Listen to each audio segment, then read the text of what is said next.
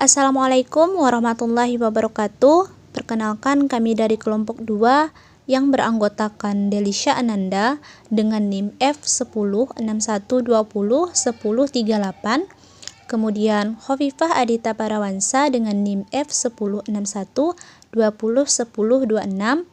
kemudian ada Risna Nur Halimah dengan NIM F1061201044, dan Sri Wahyuni dengan NIM F1061201004. Nah, di sini kami akan membahas tentang analisis perubahan kurikulum 2013 mengenai standar proses. Selanjutnya, perubahan kurikulum 2013 ke 2016 dengan komponen yang kami bahas yaitu standar proses, di mana tahun 2013 diatur oleh Permendikbud nomor 65 tahun 2013 tentang standar proses, sedangkan tahun 2016 diatur oleh Permendikbud nomor 22 tahun 2016 tentang standar proses. Untuk aspek pertama yang berubah yaitu pelaksanaan pembelajaran terkait persyaratan pelaksanaan proses pembelajaran. Pada Permendikbud nomor 65 tahun 2013 tidak terdapat rombongan belajar. Kemudian, pada Permendikbud nomor 22 tahun 2016 terdapat perubahan yaitu dengan adanya rombongan belajar. Jumlah rombongan belajar persatuan pendidikan dan jumlah maksimum peserta didik dalam setiap rombongan belajar dinyatakan dalam tabel.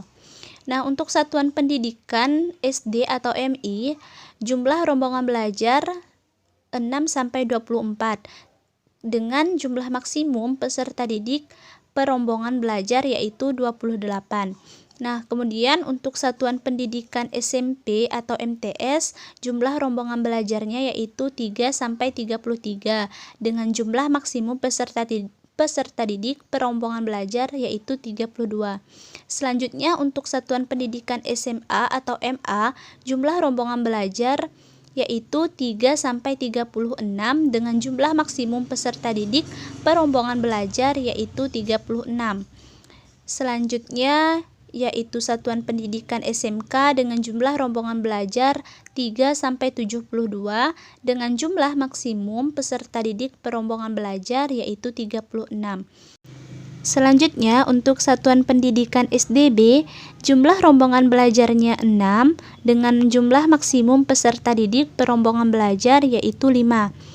Nah, untuk satuan pendidikan SMPLB, jumlah rombongan belajar yaitu 3 dengan jumlah maksimum peserta didik per rombongan belajar 8. Yang terakhir ada satuan pendidikan SMALB dengan jumlah rombongan belajar 3, kemudian jumlah maksimum peserta didik per rombongan belajar yaitu 8. Untuk materi selanjutnya akan disampaikan oleh Sri Wahyuni. Baiklah, selanjutnya aspek yang berubah yaitu mengenai pelaksanaan pembelajaran terkait pengelolaan kelas dan laboratorium. Adapun di dalam Permendikbud nomor 65 tahun 2013, poin A menyebutkan guru menyesuaikan pengaturan tempat duduk para peserta didik sesuai dengan tujuan dan karakteristik proses pembelajaran. Dan di dalam Permendikbud nomor 22 tahun 2016, poin A menyebutkan guru wajib menjadi teladan yang baik bagi peserta didik dalam menghayati dan menyamakan alasan agama yang dianutnya, serta mewujudkan kerukunan dalam kehidupan bersama. Kemudian, dalam Permendikbud nomor 65 tahun 2013, poin B menyatakan volume dan intonasi suara guru dalam proses pembelajaran harus dapat didengar dengan baik oleh peserta didik. Sedangkan dalam Permendikbud nomor 22 tahun 2016, poin B menyebutkan guru wajib menjadi teladan bagi peserta didik dalam menghayati dan mengamalkan perilaku jujur, disiplin, tanggung jawab, peduli, gotong royong, kerjasama, toleransi, damai, santun, responsif, dan proaktif, serta menunjukkan sikap sebagai bagian dari solusi atas berbagai permasalahan dalam berinteraksi secara efektif dengan lingkungan sosial dan alam, serta dalam menempatkan diri sebagai cerminan bangsa dalam pergaulan dunia. Selanjutnya, masih dengan aspek perubahan yang sama, yaitu pelaksanaan pembelajaran terkait pengelolaan kelas dan laboratorium. Adapun dalam Permendikbud nomor 65 tahun 2013, poin C menyatakan bahwa guru wajib menggunakan kata-kata santun, lugas, dan mudah dimengerti oleh peserta didik. Sedangkan dalam Permendikbud nomor 22 tahun 2016, poin C menyebutkan guru menyesuaikan pengaturan tempat duduk peserta didik dan sumber daya lain sesuai dengan tujuan dan karakteristik proses pembelajaran. Dan dalam Permendikbud nomor 65 tahun 2013, poin D menyebutkan guru menyesuaikan materi pembelajaran dengan kecepatan dan kemampuan belajar peserta didik. Sedangkan dalam Permendikbud nomor 22 tahun 2016, poin D menyebutkan volume dan intonasi suara guru dalam proses pembelajaran harus dapat didengar dengan baik oleh peserta didik. Kemudian poin E dalam Permendikbud nomor 65 tahun 2013 menyebutkan guru menciptakan ketertiban, kedisiplinan, kenyamanan, dan keselamatan dalam menyelenggarakan proses pembelajaran. Sedangkan di dalam Permendikbud nomor 22 tahun 2016, poin E menyebutkan guru wajib menggunakan kata-kata santun, lugas, dan mudah dimengerti oleh peserta didik.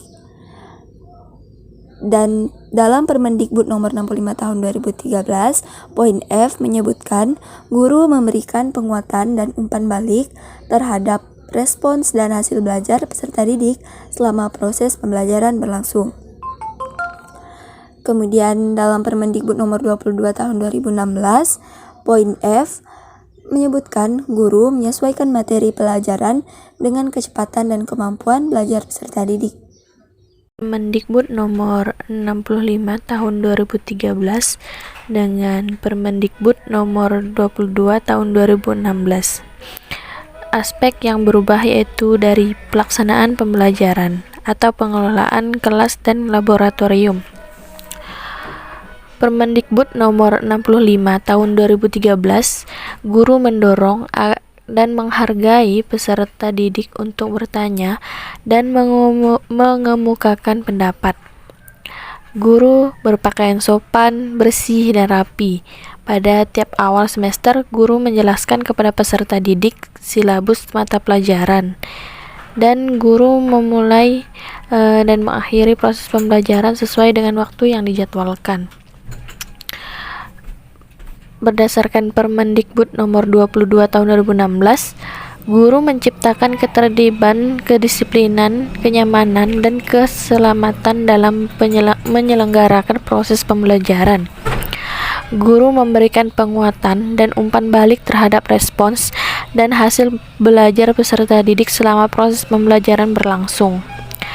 Guru mendorong dan menghargai peserta didik untuk bertanya dan mengemukakan pendapat. Guru berpakaian sopan, bersih, dan rapi. Pada tiap awal semester, guru menjelaskan kepada peserta didik silabus mata pelajaran.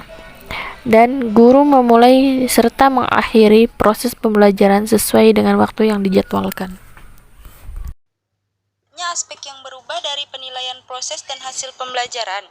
Dalam Permendikbud nomor 65 tahun 2013, penilaian proses pembelajaran menggunakan pendekatan penilaian otentik atau authentic assessment yang menilai kesiapan peserta didik, proses dan hasil belajar secara utuh.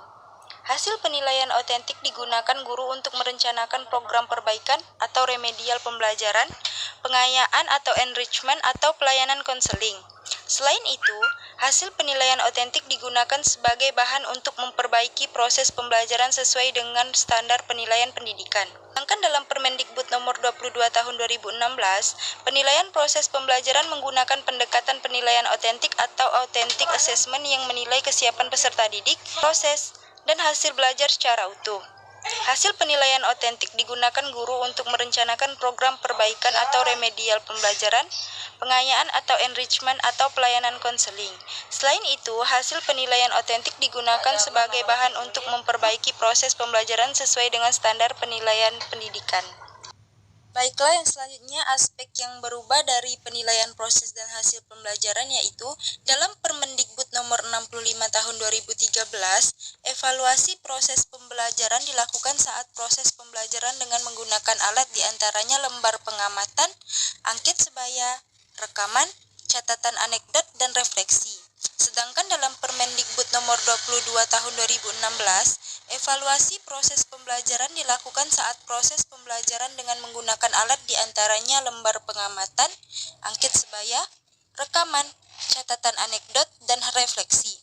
Evaluasi hasil pembelajaran dilakukan saat proses pembelajaran dan di akhir satuan pembelajaran dengan menggunakan metode dan alat diantaranya tes lisan atau perbuatan dan tes tulis. Hasil evaluasi akhir diperoleh dari gabungan evaluasi proses dan evaluasi hasil pembelajaran. Baiklah, mungkin cukup sampai sekian yang dapat kami sampaikan. Kurang dan lebihnya mohon dimaafkan. Saya akhiri. Wassalamualaikum warahmatullahi wabarakatuh.